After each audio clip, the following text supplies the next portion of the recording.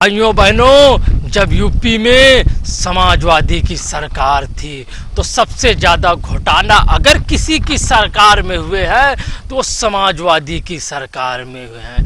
भाइयों बहनों, क्या समाजवादी की सरकार में खनन घोटाला नहीं हुआ? सबसे ज़्यादा मोरंग खनन घोटाला समाजवादी की सरकार में हुआ। भाइयों बहनों, समाजवादी सरकार नहीं, एक घोटालों की अच्छी खासी सरकार थी। जिस तरह यूपी में समाजवादी सरकार के बड़े बड़े नेता घोटालों में लिप्त थे, जब समाजवादी की सरकार थी तो समाजवादी सरकार उन नेताओं को बचाने के लिए पूरे घोटाले को नींव पोत कर बराबर कर देती थी।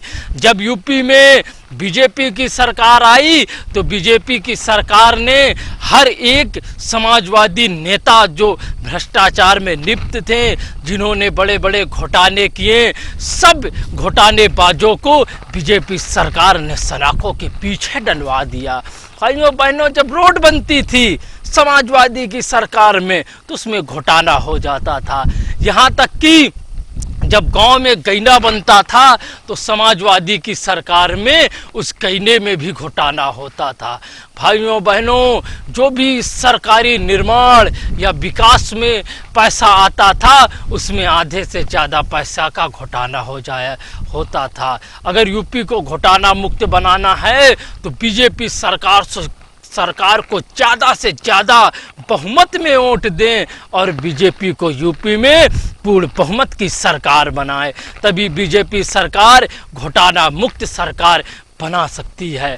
भाइयों बहनों, समाजवादी सरकार नहीं, घोटालाबाजों की एक सरकार है। अगर यूपी को कोई घोटाला मुक्त बना सकता है तो वो समाजवादी की नहीं, बीजेपी की सरकार बना सकती है।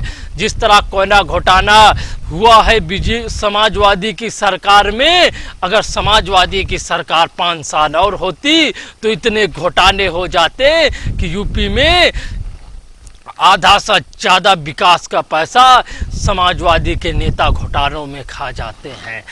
बीजेपी सरकार को वोट देकर पूर्ण बहुमत से विजयी बनाए।